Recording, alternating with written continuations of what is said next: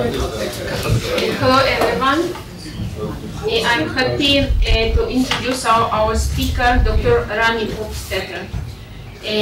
Rami completed his PhD at the University of Washington in Seattle, USA, and started working as an analyst in 1979 at the Geophysical Institute of Israel. From 1987 and until now, Rami is working as a researcher at the Geophysical Institute of Israel. And in 2002 to 2011 as a director of the Seismology Division at the Geophysical Institute. In the 90s, he was a Secretary General of the European Mediterranean Seismological Center, Strasbourg, France, in charge of the operation and promoting scientific activities of the center. The selected topics of his research are location of earthquakes and explosions, source mechanism of earthquakes, tomography using local and teleseismics, seismotectonics of active regions in the eastern Mediterranean region, and a magnitude determination of earthquakes. Yes. Thank you very much. Good afternoon to everybody. This afternoon I would like to speak about seismological studies of the Dead Sea Basin using permanent and temporary station. I see myself as the speaker. Many other people were involved, and I mentioned the names in the different topics that I'm going to go through. I'll go in each topic, not really deep, but I'll just present the highlights and special results that we got in this case or in the other study. If you have questions, please stop me immediately. Don't wait until the end of my talk. So the first one, I still want to remind you about the earthquake of February 2004. It was not a special one in the sense it was not a strong one, only 5.2. It's not something strong. We had in the past in the Dead Sea Basin itself even stronger events. For example, the 1927, which was 6.2, and during the 50s there were several strong events. But something about the mechanism of these events that I want to show you. We found the mechanism, but we still don't understand why it happened or why it was this way. Anyway, what you see here, these are the seismic stations that we were using, me and my colleagues, and these are essentially the Israeli network. We were using also Jordanian stations. And here you can see some selected recordings of the earthquake. In this date, the very clear signals, the P wave, the S waves. In general, we are reading from left to right, and the time or the numbers here that you can hardly see, this is the time in seconds. Now one can do the mechanism using P wave onsets and also waveform inversion. I'm going to show you both results. What is strange is this is the mechanism based on P wave onset. The first P that comes in the seismogram, we have two nodal planes. One is north-north west to south-southeast, and the other one is from northeast-east, and it goes to southwest-west. Definitely, none of them fits the Dead Sea Fault. It's slightly rotated to the west, while the Dead Sea Fault is slightly rotated to the east or clockwise. And if we do this with waveform inversion, we get the same picture, or essentially the same mechanism. These are the seismogram of the different stations. I'm not going to go into the mechanism. It was published in the literature, so I don't want to waste time on this, but that's what we got in this case. And if we look at mainshock, which is shown here by the red beach ball, and these are the aftershocks following the earthquake on February 11, we see that first of all the line is not exactly east-west but slightly rotated clockwise, plus none of the nodal planes fit this this direction of the aftershocks. The aftershocks are supposed to tell you what is the breakage or the breaking of this fault, but definitely it does not fit. What we did, another thing, is we looked at the different accelerometers. The orange that you see how they were triggered by the earthquake, and the blue one, these are the accelerometers that were not triggered by the earthquake. Definitely, there's larger number of accelerometers that were triggered in the northern part of Israel, or at least north of the earthquake, compared to the number of accelerometers that were triggered south of the earthquake. We did also the directivity analysis. I'm not going to show here, but it was also published in the literature. And what we claim is that the preferred direction is this one, which is slightly counterclockwise rotated, or if we go back, this is the preferred nodal plane, or to show it clearly, this one. Now, this does not fit the Dead Sea fault, and I have no explanation to this. So it's another topic for why we get different mechanism in this area. The next topic that I want to cover, or at least present, is the crustal structure of the Dead Sea using local earthquake tomography, something that we did and colleagues in Strasbourg, France. And the idea here is to use double difference to get very good location of earthquake, and from there to go into tomography. The basic idea is this: if we have station K, doesn't matter whatever station, and earthquake I and J, they are pretty close, then the path to station K from any of these earthquakes is going to be almost similar. And if it's almost similar, then the waveforms that we are going to record at station K the waveforms are going to be essentially the same. Now, taking advantage of the relative time, or the difference in the time, we can get a very accurate relative location. And it looks like this. Imagine you have a cluster of earthquake, not necessarily 3, it can be a much larger number, and you have station on the surface. The path to each station from this earthquake are essentially the same if we take a subcluster in all this data set, and then we do what is called the double difference, and from here we can do an improved tomography.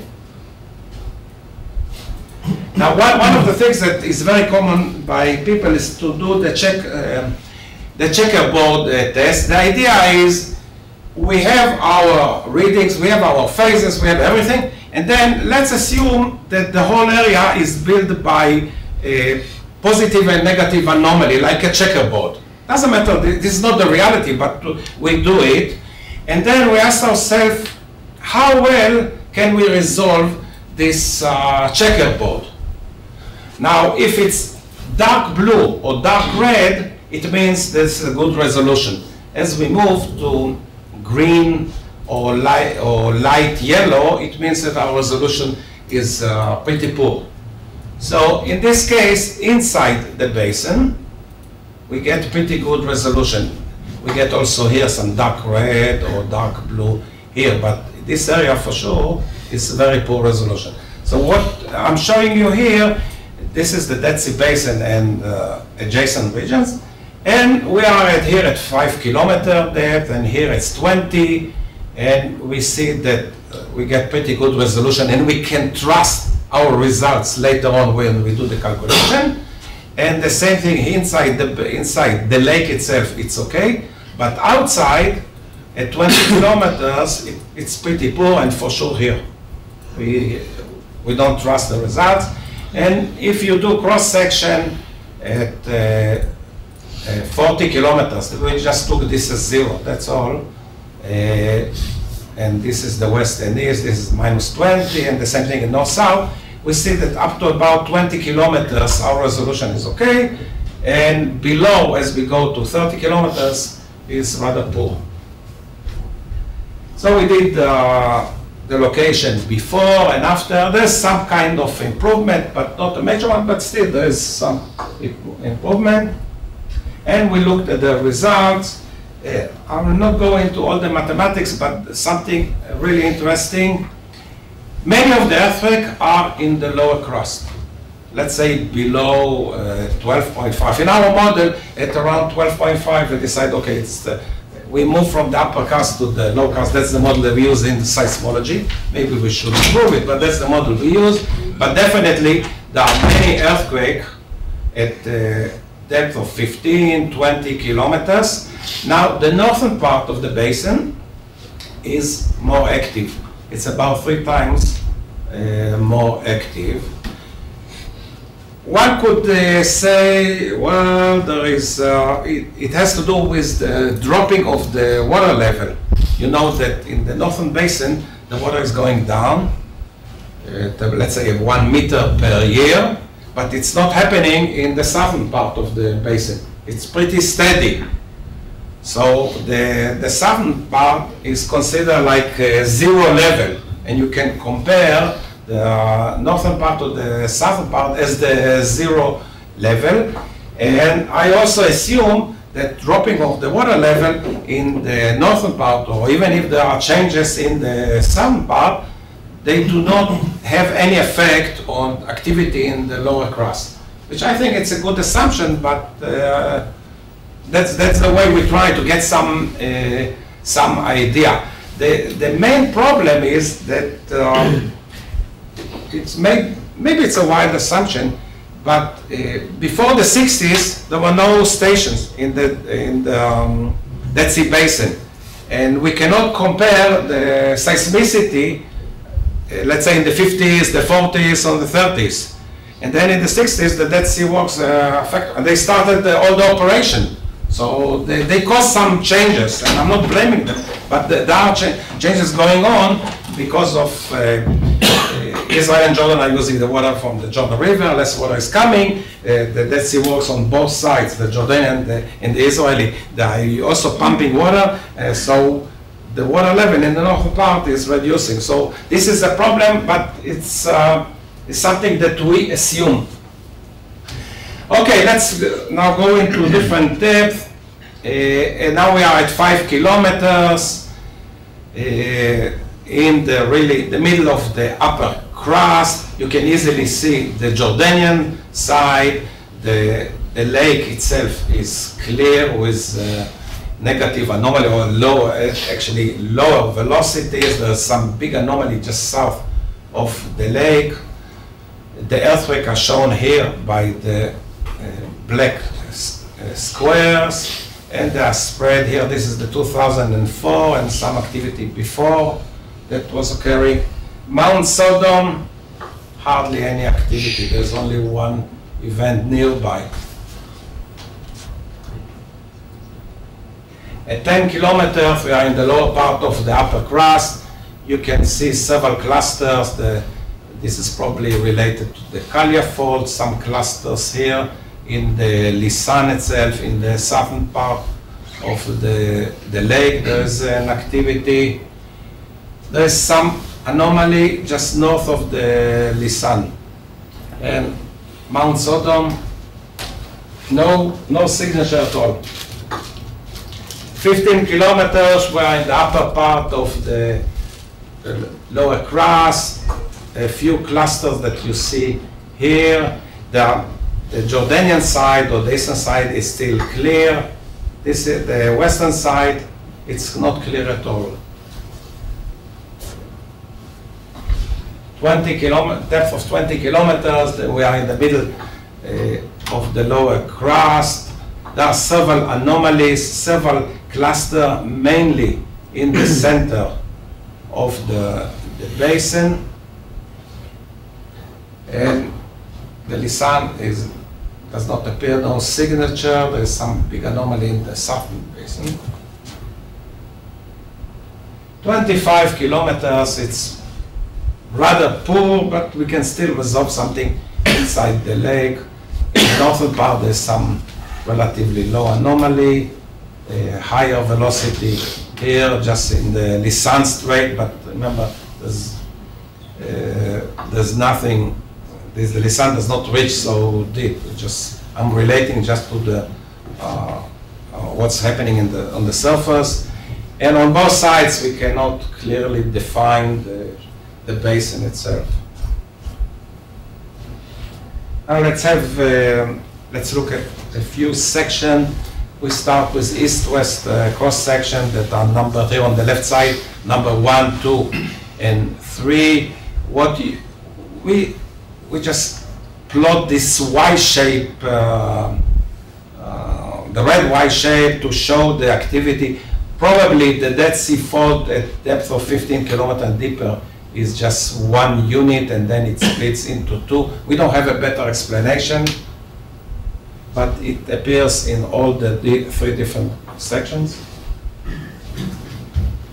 And now we are going to look at the north-south cross section. We start from the western side, moving into 1, 2, 3, here into the eastern side of the basin. These are the Lisan Strait. There's some activity at a depth of 25 kilometers and spread activity all around.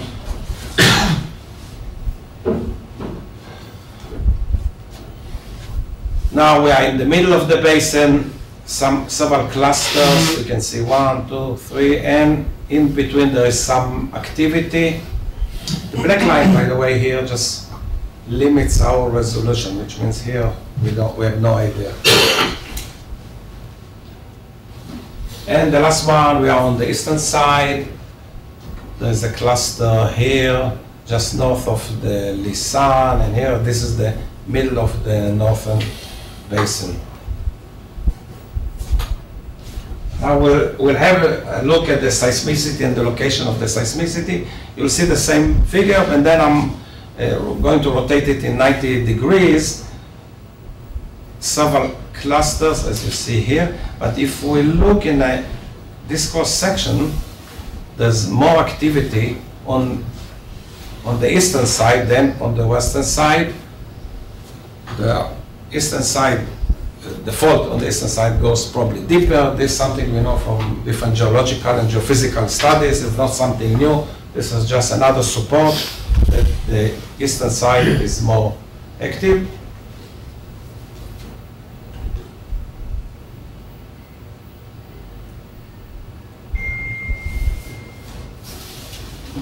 And if you rotate it in 90 degrees, this is a summary of the figure with all the clusters that you see here, and some of them are reaching something like 25, 20 kilometers. It means there is activity in the lower crust and suggesting relatively cold crust.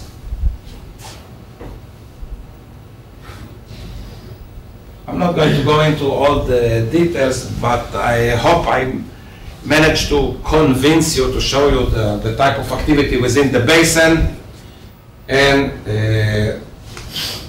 the suggestion of cold crust. It's in agreement with the low values of heat flow.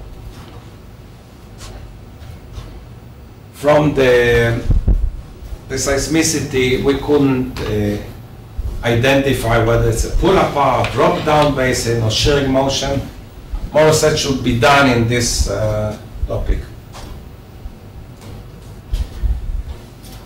Another topic that I want to show you is using teleseismic traveltime residual to get a better idea the Dead Sea basin. Again, with a colleague from Strasbourg in France.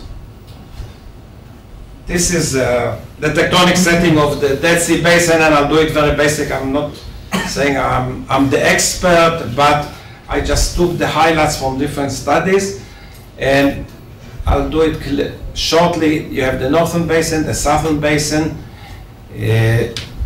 During the Desire project, there was an active experiment, and they did a cross-section going from Israel on one side, crossing through the Lisan into Jordan, that is shown here by the dashed blue line.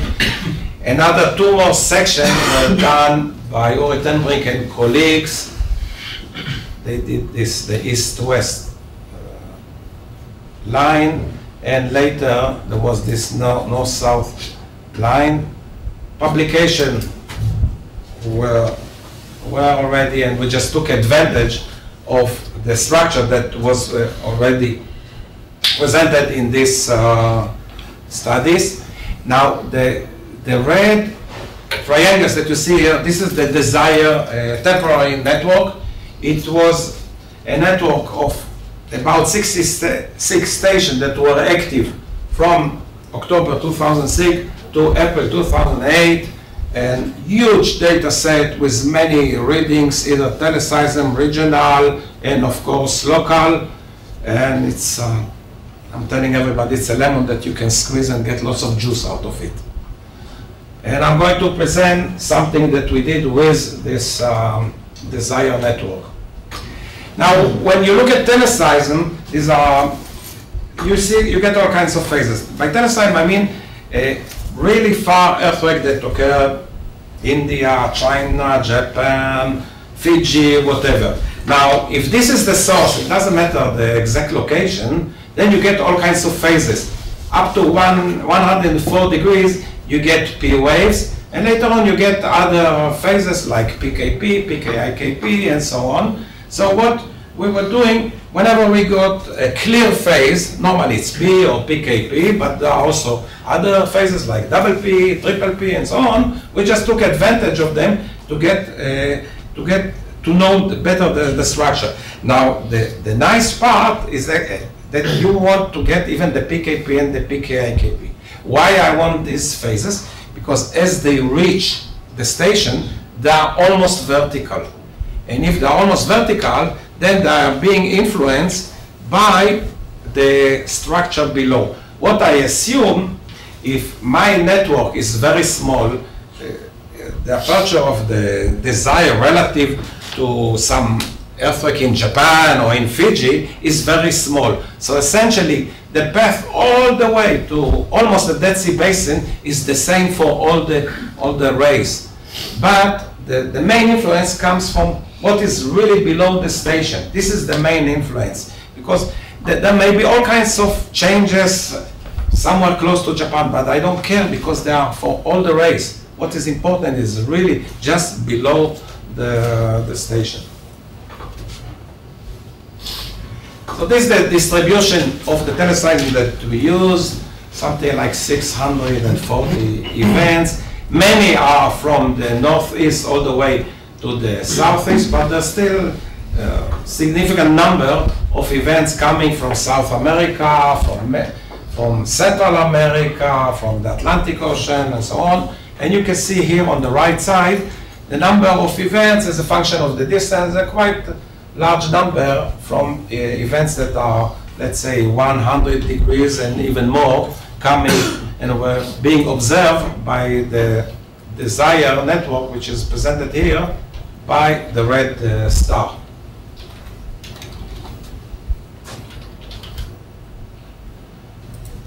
This is just one example as observed in this case in 4 stations that were in Jordan, and you can easily see the similarity of the signal. The first phase is really similar. Even these 2 phases are repeating, and then the 3 phases are, you can see them here. So it's very easily, one can easily do the cross correlation and get the time difference. Remember, when I have the station, let's say it's an earthquake that's coming from the south. So for sure the southern station are going to be the first one to observe, and then the northern station. So I have to take this into account. That there's time difference just because of the physical distance. So we need to correct. So one of the corrections we would do is just to know the distance between the epicenter and the station itself, and we would correct it. But if there is still a residual, then is due to the material just below the station. Taking advantage of the cross-section that were done by Meshi et al. And Uri and colleagues, we have these 4 columns. This is the western part presenting Israel. This is Jordan, the Lisan Peninsula, and just south of the peninsula. The idea that in Israel we have mainly dolomite and limestone, as you are, let's say, near Masada or even west of Masada and so on. On the Jordanian side, you have some sandstone, but below you have faster material. In the Lisan, you have mainly salt, and this is obvious from different studies, plus from the Lisan borehole that the Jordanians were drilling 4 kilometers in salt and didn't reach the bottom. And south of the Lisan, you have some soft and slow material that in the study of Tenbrink and colleagues, it's called basin fill, and then there is some salt and more basin fill. And just, let's say, at 11 kilometers and below, we have essentially the same material. There may be some small changes, but we are talking essentially the same velocity, p velocity. The main difference is here between the column either on the west side or the east side and what's happening in the Lisan or south of the Lisan. You can see that the salt is relatively fast with 4.3 kilometers, something that was used in this cross-section that I mentioned, but also by Gardosh and colleagues when they checked the velocity in Sodom deep borehole. So relative to the soft material is faster. This is the anomaly of the salt, and the soft material is definitely much slower. So what you see here, we just did the measurement, the cross correlation. I'm not going to bother you with all the details, so all the techniques. On the left side, you see the mean relative teleseismic residuals in seconds. If it's red, it's negative. If it's black, it's positive. The idea, we were calculating observed minus calculated. The calculated is we assume a uniform Earth model, that what we are supposed to have. And the observed is essentially what we were observing after doing all the correction, taking into account the altitude of the station, taking into account the distance from the epicenter and so on. I'm not going to bother with details. Probably you don't see clearly all the numbers, but on the right side, you see the inverted triangles, which tell you, which are proportional to the size of the anomaly. If this is a large triangle, it means the anomaly is larger. If it's black, it's a positive anomaly. What we get here, this is definitely negative on both sides. What we do, if I have many stations, I do some average, and this is my zero, and then I look at who is up, who is down. That's what we were doing here. So Weierstrass theorem, that if there is positive, there is negative, there is also somewhere zero. And what we see, that here in the Lisan and close to the Lisan, we get positive but small positive, almost 0, 0.1, 0.2. As we go below or south of what is called the Bokek fault, there is a jump or a major change in the size of the anomaly into 0.3 to 0.4, even 0.5. So it means that this is mainly salt, and here there is salt, but not as much as in the Lisan itself. Let's have a closer look, and again we are using the same thing of red and black for the anomalies. What you see here, these are the cross section, just to remind you that we are taking advantage of what they were publishing in the East-West line and Desire, and these are the values.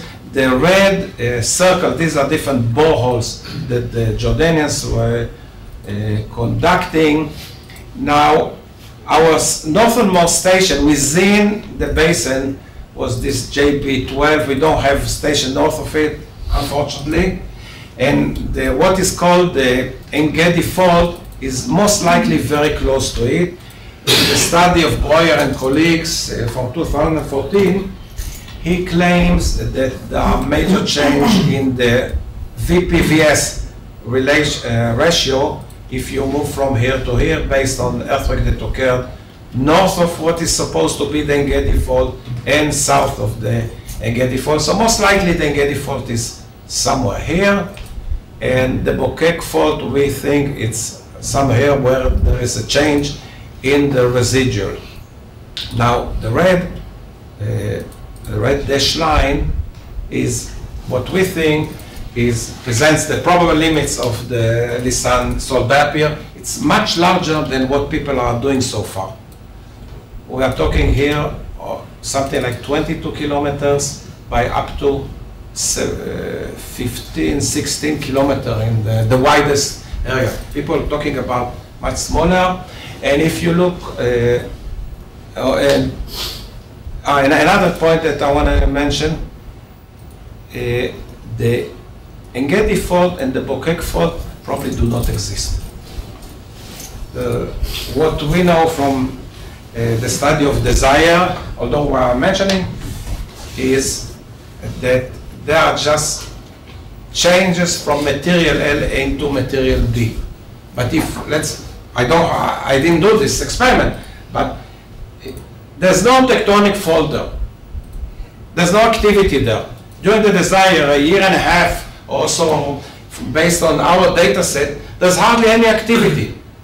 So if there had been a tectonic fault, I would expect to have some earthquakes. I would expect, but we don't get them. So probably it's just change from material A to material B, mainly salt here into soft sediment with lots of salt, but not salt. And there's maybe some movement from time to time, and we call it earthquake, but there's hardly any activity. So that's something we think is just, again, moving from material A into material B. What we can do is translate, to convert this travel time based on the mass column that I showed you before into thickness of salt, and I took the line here that you see here, and it's shown here. You get different values. It was shown by Abdullah Zubi and Tenbrick that there are changes of the salt. It's not the same thickness. I totally agree with this statement. You get different values. If it's red, it means it's thicker than 5.5 kilometers, but definitely there are different values. Here in the middle, it's probably reaching 7.2. I got 7.2, but it can be also 7 kilometers. Don't take it as the number. And then there are also 5.5 here, and then it's going down into 2 point something. And here there's probably some salt, but not huge amount. And just to get you an idea, with the inverted triangles, you see here the proportion to the site. We had only one station in Mount Sodom, unfortunately. I wanted to have more, but I couldn't convince my colleagues, which this is Sodom Deep and the station here. It appears as 6.2 Mount Sodom, but I'm not sure. We should have a thorough study there in Mount Sodom. So 6 point, it seems to me a little bit higher, but than the normal, but I don't know. I cannot comment anymore on this. Another study is about focal mechanism of earthquake in the southern Dead Sea Basin. Using the same data set, but this time we are related to local earthquake. We can do a lot, and here you see the list of colleagues that are working together. This time we took advantage of the Zaire and also the Israeli and Jordanian side that are shown also by the inverted blue triangles. As many stations as we could. This is even better. The more stations, the better. And then we looked at the Dead Sea Basin. This paper, by the way, is about to be published really in a month or two in the Journal of Seismology. We divided the area into 9 different regions to get some logic in what's happening in this area. Maybe we should do a better division, and I'm really open for a suggestion. But we thought, first of all, let's go along the Dead Sea Fault that is maybe the main engine for the activity on the eastern side. We know that the eastern side is more active than the western side. So we have south of the lake. This is a very special cluster in the middle of February 2007. There was a large sequence of earthquake within 4 or 5 days even. And what was strange in this activity, it started at about 10 kilometers to a depth of 16, 17 kilometers, and it was like a line.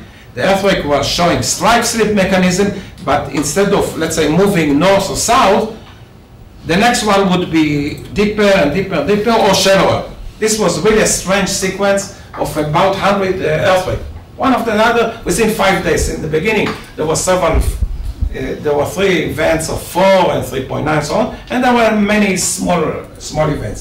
Now, most of the events are small, magnitude 2, 1, and so on, but still they can help us in getting better idea about the basin. This is east of the Lisan, this is the Dead Sea Fault, and just north of the Lisan on the eastern side, central part of the basin. This is the western side of the basin. We divided the Lisan into both sides. Maybe we should not do this. And the rest, we had no idea about the lake. I mean, there are really sparse activities, so we took the whole region number 9 as one big region. Now, if you look at this, it seems that the earthquakes are really shallow, but almost all the events, essentially all the events here, for example, and the events here are at depth of 7 kilometers and even deeper, 10 and 12 so on. So they are below the Lisan salt diapir, now really below. And they have no relation to the Lisan itself. Bartov and colleagues, they went to the Lisan and they published, I think it was in 2006 or so, I may be wrong with the date. They observed something, they thought it's like a fault. I called it the Northwest Lisan Fault, and there is the East Lisan Fault. They saw some structure, but they are not 100% sure, but they saw some kind of structure. But what I'm claiming is that the activity here has probably nothing to do with the Lisan. Now we divided this is the color code of the epicenter. You don't need to remember all the logic, just the blue and the gray are the better solution, although we took advantage of the purple, green, and yellow. They are okay. They are not as good as the blue and the gray, but the rest are okay. And this is our division. If somebody has a better suggestion, I'm open to it. And we did, yes? Can it be that this focusing of the earthquakes around the Lisan diapir is an artifact of the fact that it's like a lens to the seismic waves? Most of your focal point solution or focal solutions are quite smooth, aren't they? I don't think so.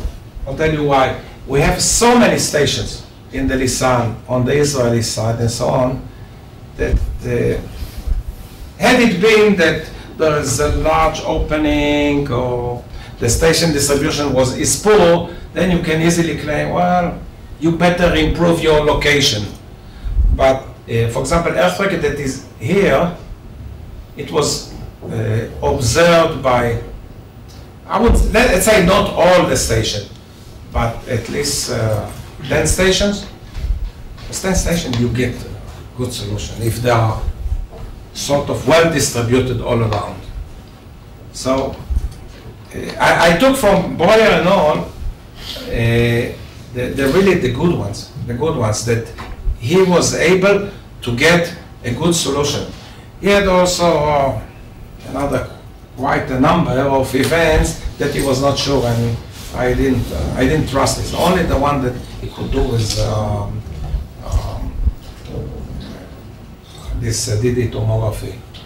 So each event was, especially the blue and the gray, you see, by more than 15 stations. More than 50 stations. Some of them are for sure all around. And it's very unlikely. They may errors of Brauer and all are of the, let's say, 200 meters, 300 meters. So it's not. It's unlikely. It's an artifact. Really unlikely. Even here, the yellow events.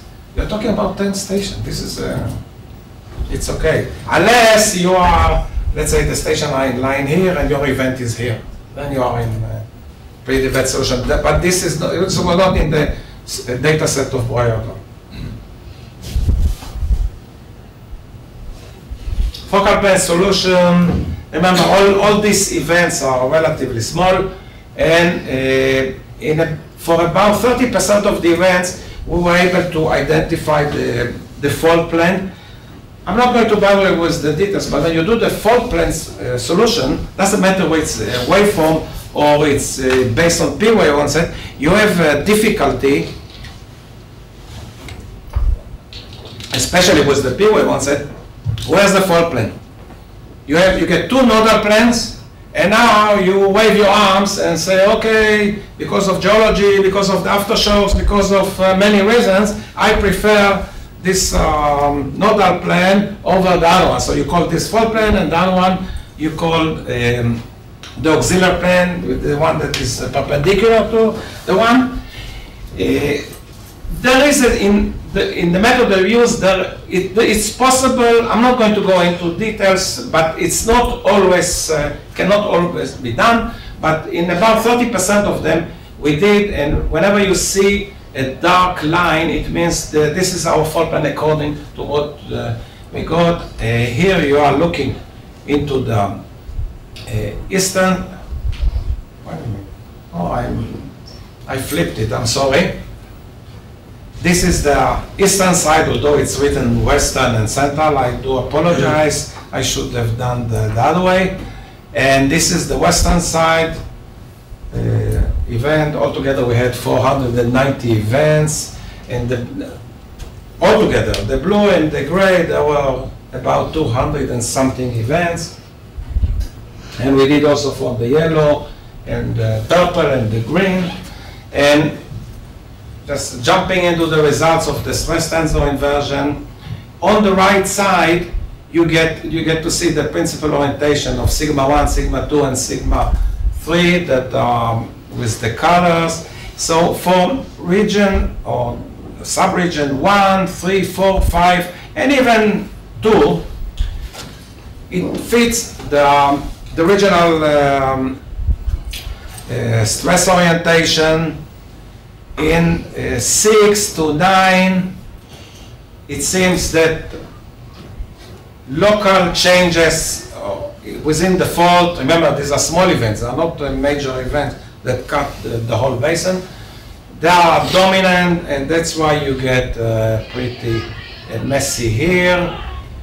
On the left side, instead of the sigma 1, sigma 2, and sigma 3, we plotted the P and the T, the extension and the pressure that is shown by the dark, or the solid circle and the open circle. This is for the P, and this is for the T, and the direction of the P and the T is shown by the dark or the black arrows and the gray arrows. but I hope that I convince you, or showed you at least the focal mechanism. It's true, these are small events, and we didn't have any 5 or 6 or even larger. Could be even more interesting, but maybe we are fortunate not having such strong events. And the last thing that it's ongoing research, essentially my project was done on the 31st of December last year, just 4 days ago. It has to do with the Masada borehole. We took all these guys, we decided to take advantage of old oil well and to open the plug and to install seismometer at very deep. This is the first time there is a deep seismometer in Israel. I'm talking more than 1,000 meters. So I'm going to show you a few things. The station is called MDPI, and I'm going to show a little bit about the installation of the seismometer and some observation of local earthquake and explosions. The current depth is 1256 or 1518 meter below mean sea level. The main advantages in this is it's very quiet. If you're on the surface, then you suffer from noise from wind and cultural noise, and some, I don't know, some animals may go in. And if you do this drilling, opening of oil well, it's a poor boy solution, but it's by far less expensive than drilling a new borehole. So what we picked, Masada deep borehole, and we look at the earthquake that occurred from in this period of time. And this is based on surface station of the Israeli and the Jordanian, and for sure we missed some. These are mainly magnitude 2 and above. The completeness of our catalog, the Israel catalog, is, I'm not going to go into this, but it's magnitude 2 and above. It means in one sentence that we guarantee any magnitude 2 and above in Israel, we know, but there are also magnitude 1.7, 1.5. Sometimes we record, sometimes not. So there are some of these. But anyway, this is activity within about 30 years. If we zoom in, then you get this activity in circles of 5 and 10 kilometers. And before opening the plug, we just installed on the top of the plug at 50 meters, and we record this event in the Araba Valley. And this is a 3D look at the results of desire. This is the MDPI, or the Masada deep borehole in Israel. This is the size of the borehole. And within a circle of 10 kilometers, there are pretty many events. The dark blue are magnitude 3, about 3, and then as you go to green or lighter green, you're going into magnitude 2, 1, 0.5 and so on. But just to get an idea about the activity. So this is the Masada borehole, this is Masada itself. We are very close to the active fault, and you want to be close to the active fault because you want to look into the small events. That's you are interested. If you are looking only for strong events, that on-surface station is good enough. You don't need to bother yourself with very deep seismometer. It's easy, there's accessible infrastructure there, and there's no vandalism, something that we suffer from time to time in many of our stations. So this is a collage of May, June 2010. We were checking different options, and this is the head of the borehole. It's not like Sodom, it's different. And in April 2012, we just drilled through the plug. And here on 12/12/12, we installed the seismometer. The guys that here we are preparing the cable and so on. And here just are seconds before we started lowering the seismometer. You can see it here or clearly here. It's well protected by a metal shield because it's all the time inside water, and the pressure there is really high inside. And these are MDPI, Masada is nearby. This is the Meron array. I'm going to show you a few examples I hope I can convince you. A core explosion that was observed by MDBI. This MDBI, it's not Masada. And this is an earthquake that was halfway between Meron and which is another array of borehole seismometers, but all the seismometers are 50 meters, except this station, MMAPI, the broadband, which is at 100 kilometers. This is MDPI, this is the Meron array, and the distance to the station is almost the same, about 65 kilometers. Very clear signal in MDPI. It's okay also in the Meron. Another earthquake that occurs south of MDBI. Masada is on-surface station that is something like 400 meters from MDBI, from our borehole. There's a very poor signal in Masada, very clear signal in the borehole. You can easily see the P and of course the S.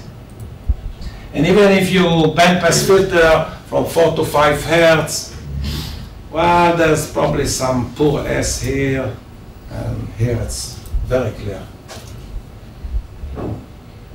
Core explosion that was recorded only by MDPI, and there are many like this, either in Jordan or in Israel. I did some statistic for the 2013. I'm not going to bother you with all the details. Just remember, there are some events, especially far away, that were recorded only by ISN, the Israeli Seismic Network, and not recorded by MDBI. There are events that are recorded by MDBI, the borehole, and there are events that are common to both. Now, it appears, after all this mathematics, and don't bother to read all, MDBI sees another 40% more events. And this is of no surprise, because it's in a very quiet site, and you're supposed to see more. So we calculate also the magnitude of MDBI and compared it to of the ISN, our Israeli network. So the correlation is shown here by the red line. These are the common events, and I'm going to have more now that the project is done and we have more data. And the green squares, these are events that were observed only by MDBI, and they are already in magnitude to 1 point something, and you can easily go to almost -1, and in the terms of MD of ISN, you should be close to -2. So you're talking about really small events. But it's important because there are pretty many, and you can do the study of mechanism of the fault. I'm going to show some explosion that were observed by both station, and this is only by MDBI. This is an earthquake that occurred, was observed only by MDBI. It occurred right below the borehole. In this case, there's no S. If there's no S, it means that the earthquake is really coming vertical, very clear P, no S on the horizontal, but in the vertical, in the horizontal, sorry, components, you see the S. We have windows that we are looking, each of them is 1 minute, and the earthquake, the small earthquake, they look like spike, and if you open, you see this event, a small one, really close to the station, underneath the station, another case near the station. You really see nice events. And the smallest that we have so far, -0.8 in the terms of MDBI, or it should be -1.6 in terms of the magnitude of ISN. Just to look at how much, or where is the limit of the network. The upper dashed red line, this is probably the ISN magnitude limit.